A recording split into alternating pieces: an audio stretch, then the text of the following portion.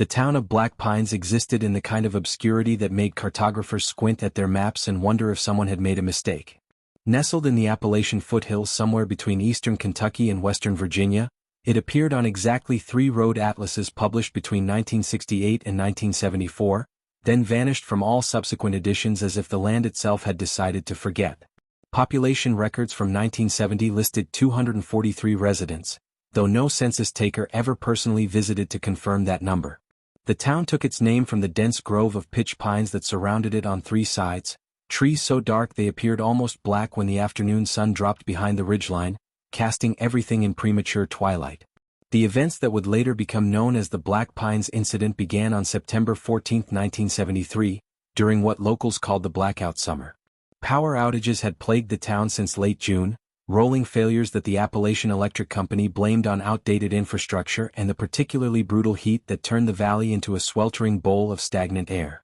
Transformers exploded with concerning regularity. Lines sagged under their own weight. Every 2 or 3 nights, sometimes more frequently, the lights would flicker and die, plunging the town into a darkness so complete it felt like drowning in ink. Margaret Holloway remembered that first night with the clarity of trauma. She had been 34 years old then, a schoolteacher who lived alone in a narrow 2-story house on Hemlock Street. In interviews conducted years later, after she had relocated to a suburb outside Columbus, Ohio, she would speak in a voice that never rose above a whisper, her hands constantly moving, picking at her cuticles until they bled. She described how the power had cut out at approximately 8:45 in the evening while she sat at her kitchen table grading arithmetic papers by the light of a brass lamp her grandmother had given her. The lamp died mid-equation, the bulb's filament fading to red then black in less than a second. The darkness that followed felt wrong to her, she explained. Not merely an absence of light but a presence of something else, something that pressed against the windows of her house like an enormous hand cupping the glass. She sat motionless at the table, listening to the sudden silence. No hum of the refrigerator.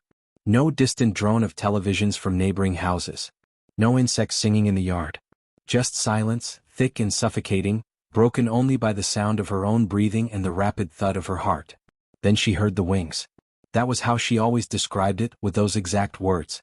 Not the sound of something with wings, but the wings themselves, as if the appendages possessed their own acoustic signature independent of any creature that might carry them. A massive rustling like canvas sails catching wind, accompanied by a softer sound underneath, something between a whisper and a hiss, almost like dried corn husks brushing together. The sound circled her house. Once, twice, 3 times. Each passed closer to the walls, closer to the windows, until she swore she could feel the displacement of air through the thin glass panes. Margaret had fumbled for the flashlight she kept in the kitchen drawer, her fingers clumsy with panic, sending utensils clattering to the linoleum floor. When she finally got the light working, its beam seemed pathetically weak against the darkness, barely penetrating 3 feet into the room. She stood and moved toward the kitchen window, driven by that peculiar human compulsion to look at the thing that terrifies us. She pressed her face close to the glass, cupping her hands around her eyes to block the reflection of the flashlight. At first she saw nothing. Just the vague shapes of her backyard, the clothesline posts, the small toolshed her father had built before he died. Then something moved across her field of vision, and her mind struggled to process what her eyes reported. It was tall, she said, perhaps 7 or 8 feet in height, moving with a strange gliding motion that suggested its feet barely touched the ground. Its body appeared humanoid in structure, 2 arms, 2 legs, a torso and head arranged in familiar proportions, but wrong in every detail. The skin, if it could be called skin, looked like layers of dried moth wings, thousands upon thousands of them overlapping like scales or shingles, creating a surface that seemed to shimmer and shift even in the near-total darkness. But it was the wings that made her legs give out, that sent her sliding down the cabinet doors to sit hard on the kitchen floor with her back against the lower drawers. The wings were immense, spanning at least 12 feet when partially extended, and they appeared to be constructed of the same material as the body, that horrible layering of moth wings that created a surface both delicate and grotesque. They moved with languid grace, rising and falling in slow motion, stirring the air with each stroke. And in the flashlight's weak beam, she saw the dust that fell from those wings with each movement, clouds of it, glittering like powdered glass as it drifted to the ground. The thing paused at the edge of her yard, its head tilting in a motion that was obscenely bird-like. Though she could not see eyes in the traditional sense, she knew it was looking at her house. Looking for her. She killed the flashlight immediately, plunging herself into darkness, and pressed both hands over her mouth to muffle the sound of her breathing. She sat there on the kitchen floor for 3 hours and 17 minutes. She knew this because when the power finally returned, the clock on the stove read 11:52, and she remembered it had stopped at 8:45. During those 3 hours she heard the thing circle her house 9 times. She counted every pass. She was not the only witness that night. 3 blocks away on Sycamore Avenue, Deputy Sheriff James Cutler had been driving his patrol car when the lights failed. Unlike the previous outages, this one affected even the battery-powered streetlights the town had installed 2 months prior, an impossibility that would later fuel speculation about electromagnetic effects. Cutler's patrol car sputtered and died, coasting to a stop in front of the shuttered hardware store. His flashlight worked, but his radio did not, producing only a hiss of static when he tried to call the situation in. In his official report, filed the following morning and later seized by persons unknown during a records purge in 1976, Cutler described seeing what he initially took to be a large bird perched atop the hardware store's false front. He stepped out of the patrol car, flashlight raised, and called out, identifying himself. The shape unfurled then, rising to its full height, and he realized his mistake with a cold shock that made his hands shake so badly he nearly dropped the flashlight. It was shaped like a man, he wrote, but it moved like an insect, all wrong angles and twitching joints. The wings were bigger than any bird he had ever seen, bigger than any plane's wings had a right to be, and they made that sound, that awful rustling sound that got inside his head and stayed there. The creature watched him for perhaps 30 seconds, though Cutler admitted time felt elastic during the encounter, impossible to measure accurately.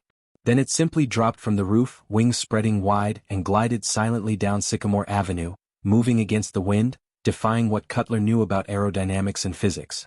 It disappeared into the darkness between 2 houses, and moments later the power returned. His car started immediately. The radio crackled back to life. But when he drove to where the creature had vanished, he found only an empty lot filled with waist-high grass and a smell he could not identify, something like sulfur mixed with old paper and decay. By morning, 7 residents had called the sheriff's office to report similar sightings. By noon, the number had grown to 23. Sheriff Harlan Burke, a pragmatic man in his late 50s who had served in the Korean War and believed he had seen enough strange things to last a lifetime, initially attributed the reports to mass hysteria, perhaps caused by the heat and the stress of the constant power failures. He held a press conference, if you could call addressing 11 people in the town hall's meeting room a press conference, and advised everyone to remain calm, to lock their doors at night, and to report any suspicious activity. But Harlan Burke was not a foolish man, and he was not a man who dismissed evidence simply because it contradicted his worldview. That evening he sat in his office and read through each report carefully, noting the consistencies. The height of the figure. The wing structure. The motion described as gliding or floating. The sound. Always the sound. And every sighting occurred during a power outage. Not before. Not after. Only during those windows of absolute darkness when the electricity failed. He called Margaret Holloway into his office at 4:30 that afternoon. She came reluctantly, sitting in the wooden chair across from his desk with her purse clutched in her lap like a shield. He asked her to describe what she saw, and she did, in that same whisper that would characterize her speech for the rest of her life. When she finished, he opened his desk drawer and removed a folder containing a photograph. He placed it face down on the desk, his weathered hand resting on top of it. He told her then about something he had never spoken of publicly, an incident from his childhood in 1934, when he was 9 years old and living in a different town with a different name, a place that also no longer appeared on maps. There had been a summer of strange occurrences there too. Animals found dead with no marks on them. Children who woke up screaming about something at their windows. And one night, during a thunderstorm that knocked out the power, he had seen something perched on the roof of his family's barn. Something with wings too large for its body. Something that watched their house with an intelligence that made his young mind recoil in instinctive terror.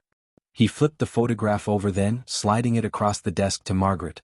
It was a Polaroid, faded with age, showing what appeared to be a shadow on a wall.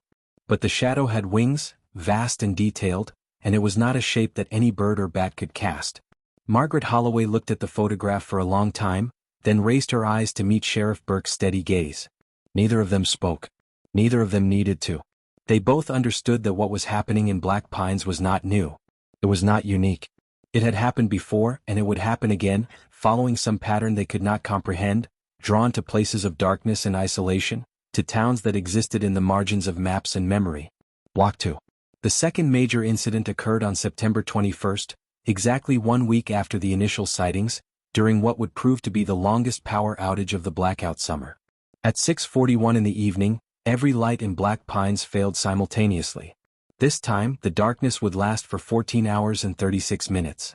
This time, people would not merely see the Moth Harvester. They would feel its presence in ways that left permanent scars on the town's collective psyche. The Brennan family lived on the eastern edge of town, where Hemlock Street terminated at the tree line. Robert and Patricia Brennan, both in their early 30s, had moved to Black Pines 2 years earlier, seeking the kind of quiet rural life that seemed increasingly rare in America's tumultuous early 70s. They had 3 children: Michael, aged 9, Susan, aged 7, and little Thomas, who had just turned 4 that August. On the night of September 21st, they were eating dinner when the power failed, plunging their dining room into instant darkness. Patricia Brennan would later testify, during the closed-door inquiry held in October of 1973, that her first instinct was to calm the children. Thomas had started crying immediately, afraid of the dark in the way only very young children can be, with a pure and primal terror. She had reached across the table in the blackness, feeling for his small hand, whispering that everything was all right, that Daddy would get the flashlights, that the lights would be back on soon. She was lying, of course. By that point, everyone in Black Pines knew that soon was a relative term, that the darkness might last hours. Robert Brennan stood and moved toward the kitchen, navigating by memory and the faint dying light from the windows. He had taken perhaps 5 steps when his wife spoke again, her voice different now, tight with a fear she was trying to suppress. She said, "Robert, there is something in the yard." He turned back, moving to the dining room window where Patricia stood with her hands pressed against the glass. The last light of dusk painted everything in shades of deep blue and purple, and in that twilight they both saw it clearly. The Moth Harvesters stood at the edge of their property, perhaps 30 feet from the house, perfectly motionless. In the dying light, they could see details that the other witnesses had missed or been too terrified to register. The wings were not merely covered in moth wings but seemed to be constructed entirely of them, millions of tiny wings overlapping to create a larger structure, all of them moving slightly, fluttering with individual life even when the main wings remained still. The head was the worst part, Patricia said. It had the basic shape of a human skull, but the surface rippled constantly, as if the bone beneath was breathing, and where eyes should have been there were only dark hollows that somehow gave the impression of sight, of intelligent observation and calculation. The children had gathered behind their parents, drawn by curiosity and seeking the comfort of proximity. Susan asked what it was, her voice small and uncertain. Robert Brennan had no answer. He simply told them to step back from the window to go to the living room, but even as he spoke, the creature moved. It did not walk. Its legs bent in a motion that suggested movement, but its feet never seemed to fully touch the ground, as if it glided on rails just above the grass. It approached the house with that horrible grace, those massive wings rising and falling in slow motion, stirring the evening air. When it reached the house, it pressed itself against the dining room window, and the family stumbled backward in collective horror. Up close, the construction of its body became even more apparent and even more impossible to rationalize. Every surface was covered in those tiny wings, creating a texture that resembled fish scales or snake skin, but organic in a way that made the mind rebel. And the smell that penetrated even through the closed window, the same smell Deputy Cutler had noticed, sulfur and old paper and something else, something like the odor of a funeral home, formaldehyde and decay masked by flowers and perfume. The creature's head tilted, examining the interior of the house with those empty eye sockets that nonetheless conveyed absolute focus. Then it raised one hand, if the appendage could be called a hand, and pressed it against the glass. The fingers were too long, with too many joints, and they ended in what might have been claws or simply overgrown nails, black and curved. Where it touched the window, frost formed immediately, spreading outward in crystalline patterns despite the residual heat of the September evening. The children were screaming now, all 3 of them, even Michael, who prided himself on being brave, being almost 10, being too old to be scared of anything. Robert Brennan made a decision then that would haunt him for the rest of his life. He told Patricia to take the children upstairs, to lock themselves in the master bedroom, to push furniture against the door. She hesitated, unwilling to leave him alone, but the sound of Thomas's hysterical sobbing decided the matter. She gathered the children and ran for the stairs, her footsteps heavy on the treads. Robert watched them go, then turned back to face the thing at his window. It watched him with what seemed like curiosity, that elongated head tilting further, creating an angle that human necks could never achieve. Then it moved to the back door. Robert heard the handle rattle, heard something scraping against the wood, and his paralysis broke.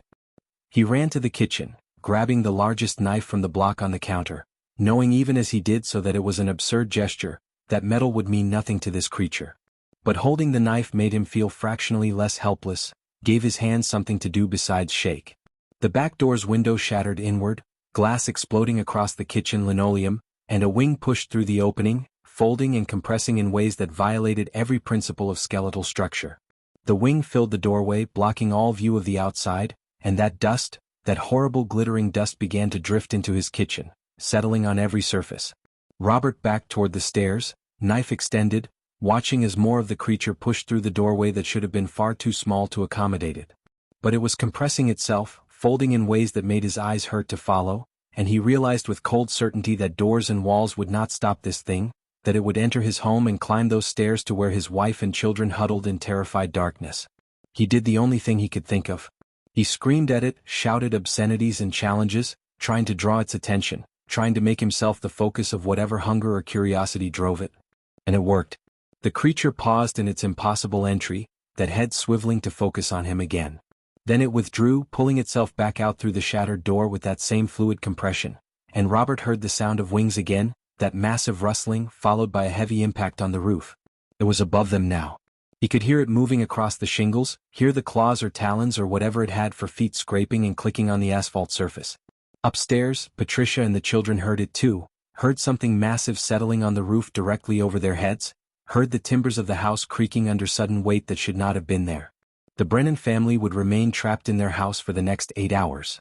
They would listen to the thing on their roof, would hear it occasionally scraping at the windows, would watch shadows move across walls in patterns that made no sense.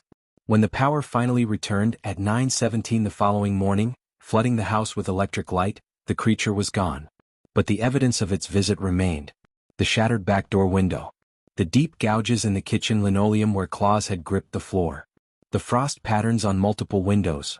And on the roof, when Robert Brennan finally worked up the courage to climb up there 3 days later, he found shingles torn away in patches, revealing the tar paper underneath, and scattered across the entire surface, like bizarre snow, millions upon millions of tiny moth wings, each one perfect and complete, each one undamaged, creating a carpet of delicate horror that took him 4 hours to sweep away. But the Brennans were not the only family to suffer a close encounter that night. On Maple Drive, the Kowalski household experienced a similar violation. On Pine Street, elderly Herman Watts heard something trying to force open his cellar door, heard it working at the lock for nearly an hour before giving up. At the volunteer fire station, 3 firefighters on night duty watched from the second-floor windows as 2 of the creatures, or perhaps the same one moving with impossible speed, glided through the streets, occasionally stopping to examine houses, occasionally pressing against windows, always moving with that horrible purposeful grace. By morning, when Sheriff Burke and his 2 remaining deputies began conducting interviews, they had logged 43 separate incidents. 43 families had encountered the Moth Harvester in some form. And more troubling still, 5 residents were missing. Martha Hendricks, a widow in her 70s who lived alone on Birch Avenue. David and Sarah Chin, a young couple recently married. And 2 teenagers, Brett Morton and Cassidy Williams, who had been dating and had been, according to several witnesses, walking home from the movie theater when the power failed. No one had seen them since. Sheriff Burke organized search parties immediately, deputizing every able-bodied man in town. They searched the woods, the abandoned mine shafts on the ridge, the creek bed, every barn and shed and cellar in a 3-mile radius. They found nothing. No bodies. No clothing. No signs of struggle. It was as if the 5 missing people had simply evaporated into the darkness. But in the woods near where Brett and Cassidy were last seen, the searchers found something that made several of them vomit. A clearing approximately 30 feet in diameter where every tree, every bush, every blade of grass was covered in moth wings.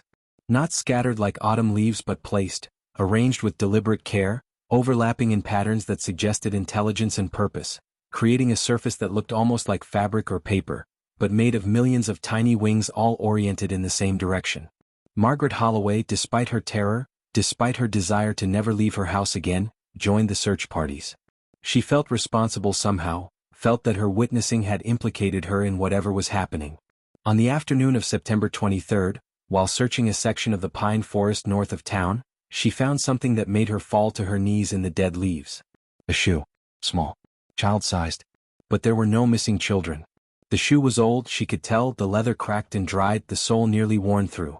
It looked like something from decades past, from a different era entirely. Inside the shoe, she found moth wings, packed densely, filling the interior completely. Block 3. The town meeting on September 24th descended into chaos before it had properly begun. 197 residents crowded into the town hall, leaving only 46 people unaccounted for, most of them children kept home by terrified parents or elderly residents too frightened to leave their houses even in broad daylight. The air inside the hall was stifling, thick with the smell of sweat and fear and anger. Sheriff Burke stood at the front of the room, flanked by his deputies and Mayor Theodore Gladstone, a small man in his 60s who had served in the position for 12 years and who now looked like he had aged a decade in the past 10 days. Burke tried to maintain order, tried to explain that they had contacted the state police, that reinforcements were coming, that everything possible was being done to locate the missing residents. But his words were drowned out by shouting, by demands for action, by accusations of incompetence and conspiracy. Why had they not called in the National Guard? Why had they not evacuated the town? Why were they not doing more to keep people safe? And underlying all these questions was the deeper, unspoken terror that none of them wanted to articulate. How did you fight something that should not exist, something that defied every rational explanation? Harold Vickers, who owned the town's only garage, stood and shouted over the crowd. He proposed that everyone leave, that they abandon Black Pines entirely until whatever this was had passed or been dealt with by authorities better equipped to handle it. His suggestion was met with a mixture of enthusiastic agreement and bitter resistance. Leave their homes? Their livelihoods? Where would they go? How would they afford it? And what guarantee did they have that leaving would make them safe, that this thing would not follow them, would not hunt them wherever they ran? It was during this argument that the power failed again. The lights in the town hall died at 4:37 in the afternoon, and the shouting immediately cut off, replaced by a silence so sudden and so complete it felt like a physical blow. Afternoon sunlight still streamed through the tall windows, but it seemed diminished somehow, inadequate, as if the darkness was pushing back against it. Someone near the door said they should leave, should get out while they still could, but no one moved. They all stood frozen, listening, waiting for the sound they had come to dread. They did not have to wait long. The wings announced themselves first, that massive rustling that seemed to come from all directions simultaneously. Then shadows fell across the windows, enormous shadows that moved with organic fluidity. There were 3 of them, or perhaps 4, it was impossible to tell as they glided past the windows, their forms blocking the sunlight in sequential eclipse. The crowd pressed toward the center of the room, away from the walls, away from the windows, creating a tight knot of humanity bound by shared terror. Margaret Holloway found herself pressed against Robert Brennan, who had attended despite his wife's protests, despite his own fear, because he felt that understanding what they faced was the only path to survival.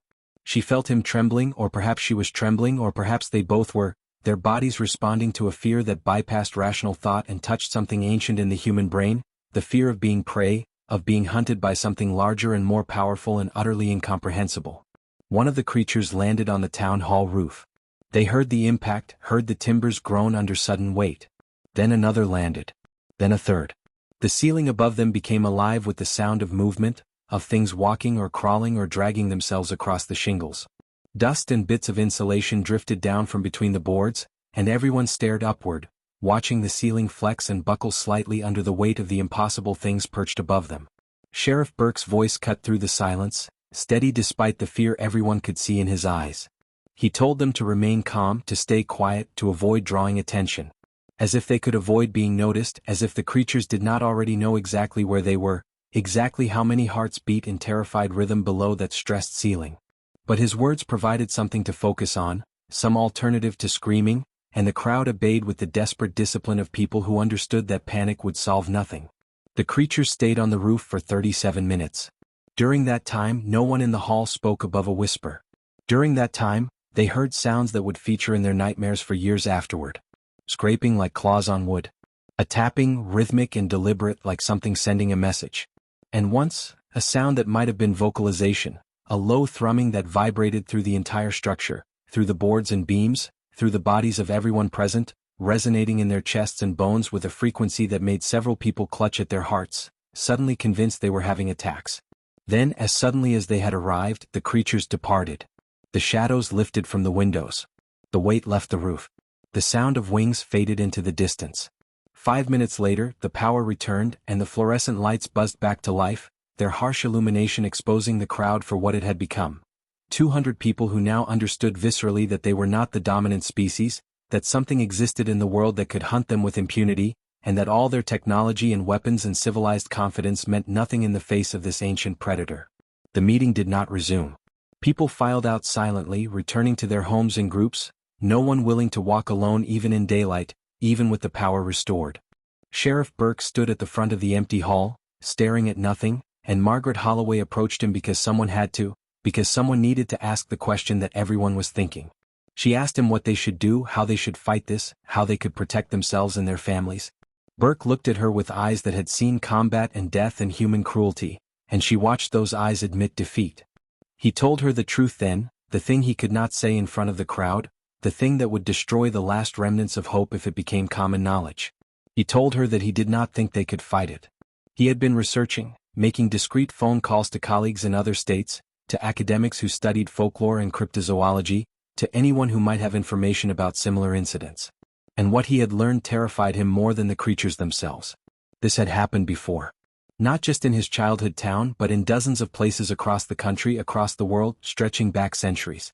Towns that experienced a summer or winter of darkness and disappearances. Towns that sometimes survived and sometimes did not. Towns that vanished from maps and memory, their populations either scattered or gone entirely, leaving behind only empty buildings and local legends that no one quite believed. The pattern was always similar. Power failures, though in earlier centuries it had been different disruptions, festivals of lights that guttered out, religious observances interrupted by sudden darkness. Then the sightings. Then the disappearances. And finally, in almost every case, some form of harvest. The word made Margaret's blood turn cold. Burke explained that the historical accounts, the ones buried in obscure archives and academic papers that no mainstream institution would touch, described events where large numbers of people simply vanished over the course of a single night, the longest night, when the darkness lasted for hours and the creatures moved through the populated areas unopposed. Margaret asked him when he thought that would happen, when the harvest would come. Burke looked at the calendar on the wall, at the dates he had marked with increasing dread. The power outages were increasing in frequency and duration. The creature sightings were becoming more bold, more frequent. The disappearances were accelerating. If the pattern held, he estimated they had perhaps a week, maybe less, before the final event. Before the night when the darkness would last, and when dawn finally came, Black Pines would be empty. She asked him again what they should do, and this time he gave her a different answer. He told her to leave. To pack what she could carry, to take her car, and to drive as far as she could before dark. To not stop driving until she was in a city, surrounded by lights and people, somewhere the darkness could not become absolute. And if she cared about anyone in Black Pines, she should convince them to do the same. Not everyone, he cautioned. A mass evacuation would cause panic and traffic jams and would trap people on dark roads when the sun set. But individuals, families, anyone who would listen and act quietly, they might have a chance. Margaret did exactly that. Over the next 3 days, she visited every house on her street, then expanded her quiet campaign to adjacent neighborhoods. She spoke in calm, measured tones about the need to visit relatives, to take vacations, to leave for any reason that would not trigger panic. Some people listened. The Mitchells left on the 25th, claiming a family emergency in Delaware. The Yamaguchi family departed on the 26th, their car packed so full that clothing pressed against the back window. By the 27th, perhaps 30 or 40 people had quietly evacuated, and the town's population had dropped below 200 for the first time in a generation. But most people stayed. They stayed because they could not afford to leave, because their entire lives were invested in their homes and businesses, because they did not believe that anything so impossible could truly harm them, or because they simply had nowhere else to go. They stayed and they waited and they watched the sun set on the evening of September 28th with the knowledge that the power would fail again, that the creatures would return, and that this time, something worse was coming. Block 4. The final night began at 7:41 in the evening on September 28, 1973. The power failure was different this time. There was no flicker, no warning. The lights simply ceased to exist, as if someone had flipped a switch that controlled not just the electricity but reality itself. And this time the backup systems failed as well. Car batteries died instantly. Flashlights would not work. Even matches, when struck, produced only sparks that died before they could catch the sulfur. The darkness was absolute and unnatural, a darkness that swallowed everything, including hope. Deputy Sheriff James Cutler was in his patrol car on Main Street when it happened. He felt the engine die, felt the vehicle coast to a stop, and then felt something change in the air itself, a pressure that made his ears pop and his vision swim even though there was nothing to see. He sat in the dead car for approximately 5 minutes, he estimated, though time became elastic in the dark, stretched and compressed by fear and uncertainty. Then he heard them. Not just one creature but many, dozens perhaps, the sound of their wings creating a chorus that drowned out all other sound, a rustling thunder that seemed to shake the earth itself. He abandoned the car and ran for the sheriff's office, navigating by memory through streets he had patrolled for 15 years. He stumbled twice, fell once, skinning his hands on the pavement, and all around him he heard the creatures moving, heard their wings and their weight as they landed on buildings, heard things that might have been voices or might have been the wind moving through structures that should not exist. When he burst through the door of the sheriff's office, he found Burke and Deputy Carson already there, along with Margaret Holloway and perhaps a dozen other residents who had sought shelter in the brick building. Burke had barricaded the doors and windows, piling furniture and filing cabinets against every opening. It was pointless, they all knew, remembering how the creatures had compressed themselves to enter the Brennan house, but the act of building defenses provided some psychological comfort, some illusion of control. The office had one window that faced east, covered now by a desk turned on its side, and through the gap between the desk and the wall, they could see flashes of movement, shadows against shadows, as the creatures glided through the streets of Black Pines. For the first hour they heard screams. Distant at first, from the edges of town, but gradually moving closer, becoming more frequent. The sound of doors being broken. The sound of windows shattering. The sound of people begging and crying and calling out for help that would never arrive.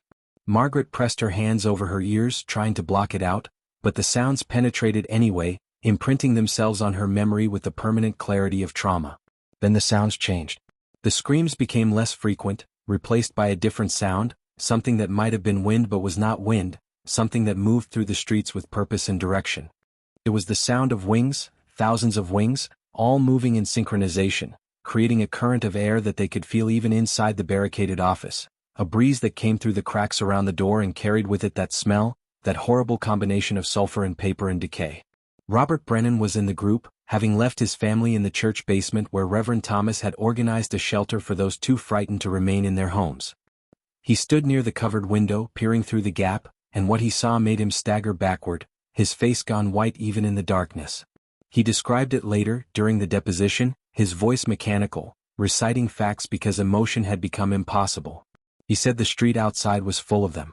Not 3 or 4 or even a dozen, but hundreds of the creatures, standing shoulder to shoulder, if they could be said to have shoulders, filling Main Street from building to building, all facing the same direction, all perfectly still. They stood like that for nearly 20 minutes, those hundreds of impossible things, and the silence was worse than the screams had been. Absolute silence. No wings rustling.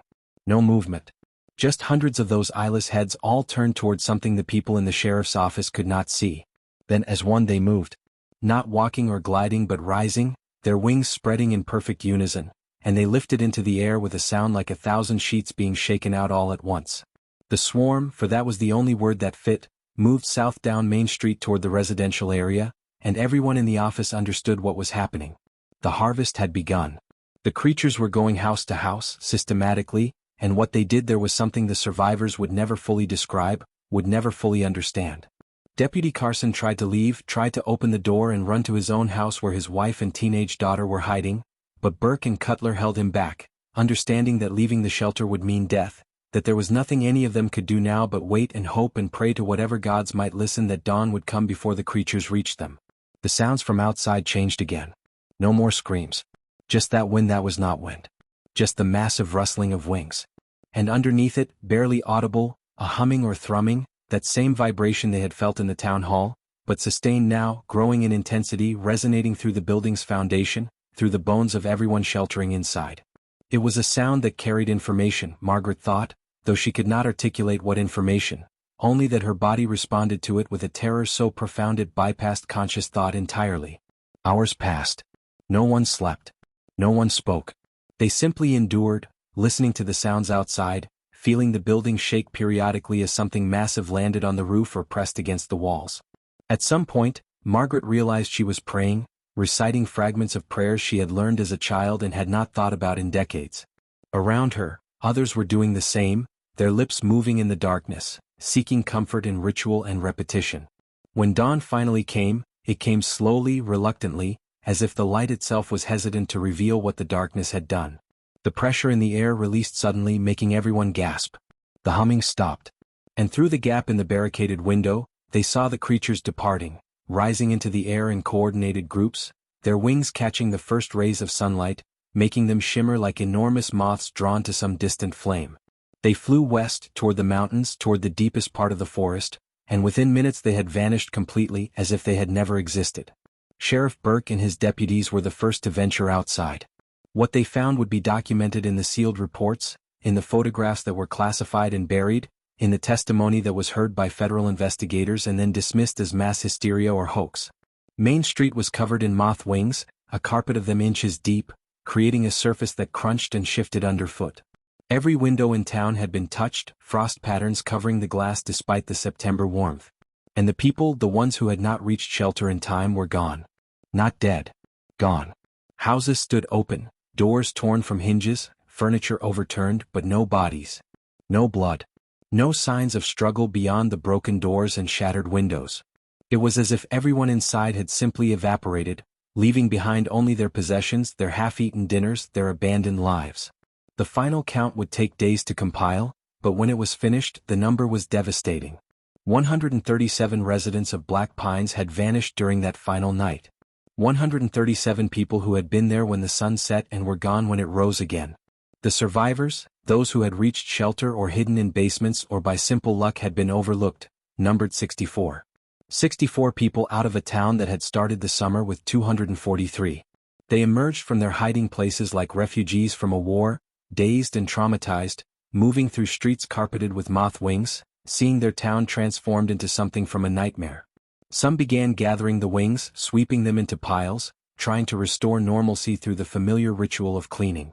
Others simply sat on porches or curbs, staring at nothing, their minds unable to process what had happened. Margaret Holloway walked to her house, finding it intact, untouched. The creature had visited her that first night, had circled her home 9 times, but had not returned for the harvest. She did not understand why. She would never understand why. Inside her house, everything was exactly as she had left it, the papers still on the kitchen table, the flashlight still in the drawer. But it felt different now, violated somehow, as if the creature's presence had left an invisible stain that could never be cleaned. She packed a suitcase that afternoon. She took her grandmother's lamp, some clothing, a few photographs. She left everything else. By evening she was gone, her car heading east on roads that led away from Black Pines, away from the mountains toward cities with lights that never failed. She would never return. The official investigation began on October 2nd, 4 days after the final night. Federal investigators arrived in 3 black sedans, men in dark suits who spoke in careful, measured tones and took copious notes that would later be sealed under classifications that made no sense for an incident that officially did not involve national security. They interviewed the survivors, photographed the evidence, collected samples of the moth wings that still covered significant portions of the town. They worked efficiently, methodically, and with an air of familiarity that suggested they had done this before, had investigated similar incidents in other forgotten towns. Sheriff Harlan Burke cooperated fully, providing all his documentation, all his photographs, all his evidence. The investigators examined everything with professional detachment, nodding occasionally, asking questions that indicated they already knew the answers. On the 3rd day of their investigation, the lead investigator, a man who identified himself only as Mr. Graves, asked Burke to meet him privately at the sheriff's office. When Burke arrived, he found Graves standing by the window, looking out at the nearly empty streets of Black Pines. Graves told him then, speaking with the tired authority of someone who had carried secrets too long, that this was the 17th incident of this type documented in North America since 1901. 17 towns or communities that had experienced the same pattern. Darkness. Sightings. Disappearances. Harvest. Some had lost only a handful of residents. Others had been completely depopulated, the survivors scattering, the towns dying slowly or quickly but always dying. Black Pines, he said, had been fortunate. The number of survivors was higher than average. The documentation was more thorough. And critically, the media had not yet picked up the story. That was about to change, Graves explained. Already rumors were circulating. A reporter from Charleston had called the mayor's office. Someone had posted something on a bulletin board at the state college. The story could not be contained much longer. So a different approach would be necessary. Over the next weeks, a narrative would be constructed and disseminated. A gas leak perhaps. A contaminated water supply causing mass hallucinations. The disappearances would be attributed to the panic and confusion caused by these mundane disasters. Some bodies would be found, Graves said, though he did not explain where they would come from or who they would actually be. The survivors would be relocated, compensated generously for their losses, provided with new identities if necessary. Black pines would be condemned, torn down, erased. Burke asked the question that had been burning in his mind since that first night. What were they? What were the Moth Harvesters?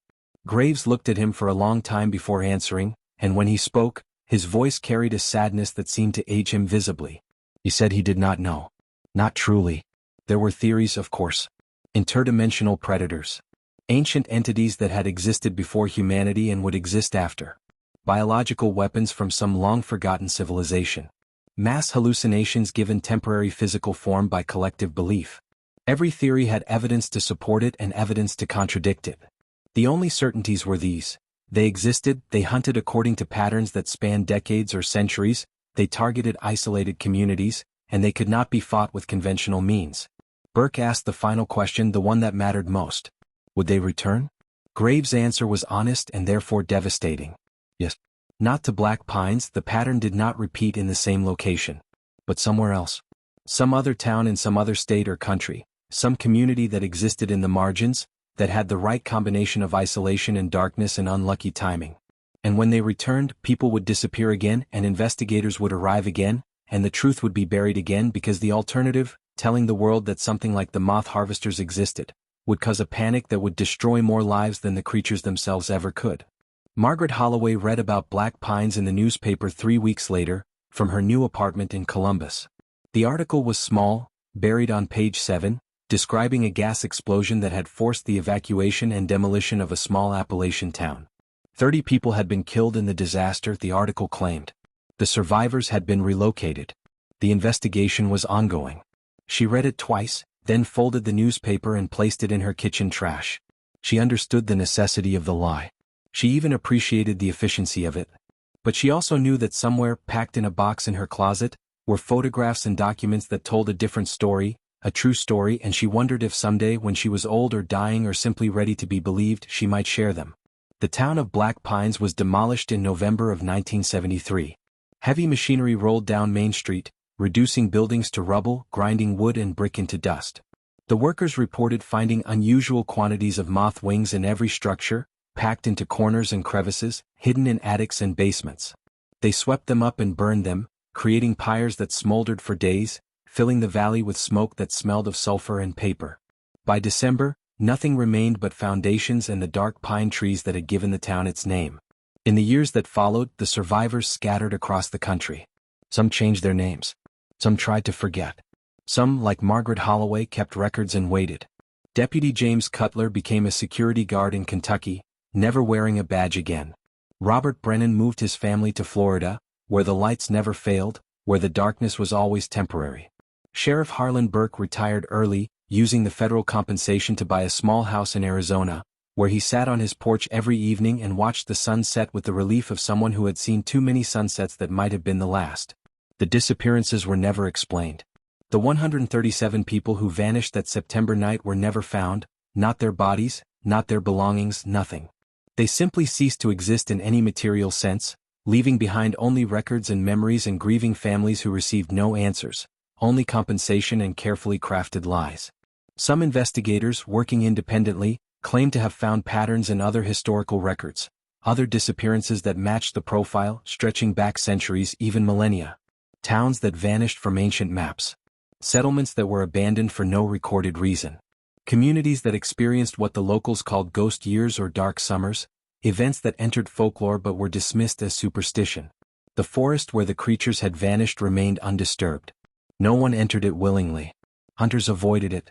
Hikers reported feeling watched. And on certain nights, when the power failed in distant towns, when darkness fell more completely than it should, some people claimed to see them, gliding through the night sky, those enormous wings catching moonlight, heading toward some destination unknown, following patterns and purposes that human minds could not comprehend and perhaps were never meant to understand. Margaret Holloway died in 2009 at the age of 70. In her will, she left a box to the Appalachian Historical Society, with instructions that it be opened and catalogued after her death. The box contained photographs, documents, witness statements, and a detailed written account of the Black Pines incident. The Society's archivists examined the materials with interest, noting the internal consistency and detail of the account, but ultimately classified the collection as local folklore or possible creative writing.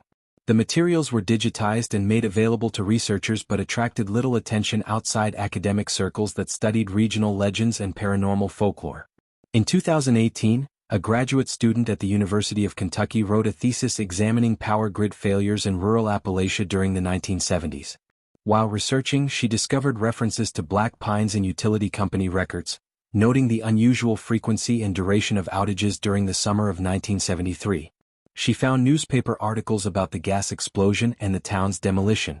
She found cemetery records showing burial plots purchased for 30 victims, though the graves contained no bodies, only symbolic markers. And she found Margaret Holloway's collection in the Historical Society's archives. Her thesis, titled Dark Summers: Infrastructure Failure and Community Trauma in Rural Appalachia, 1970 to 1980, received little attention but contained a footnote that referenced the Moth Harvester legend and noted the unusually detailed documentation for what appeared to be a localized folktale. The forest still stands. The foundations of black pines are still there, though overgrown now, reclaimed by vegetation and time. Occasionally, paranormal investigators visit the site, documenting electromagnetic anomalies and recording audio they claim contains unusual sounds. More often, the site sits empty, forgotten by all but a handful of aging survivors who sometimes, on the anniversary of that final night, wake up from dreams of wings and darkness, their hearts racing, their bodies remembering what their minds have tried so hard to forget. And on certain nights, in certain towns that exist in the margins of maps and memory, the power fails. The darkness becomes absolute.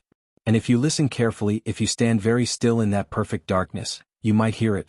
The sound of wings, massive and rustling, carrying something ancient and hungry through the night, hunting according to patterns written into the fabric of reality itself, patterns that humanity stumbled into and has never quite escaped. The Moth Harvester of Black Pines is not a creature that ended with the demolition of one forgotten town. It is a phenomenon, a recurring nightmare that visits the edges of civilization, that hunts in the places where light and safety cannot quite reach. And it waits, patient and eternal, for the next dark summer, the next power failure that lasts too long, the next town that will learn what it means to be prey in a world that pretends such things no longer exist.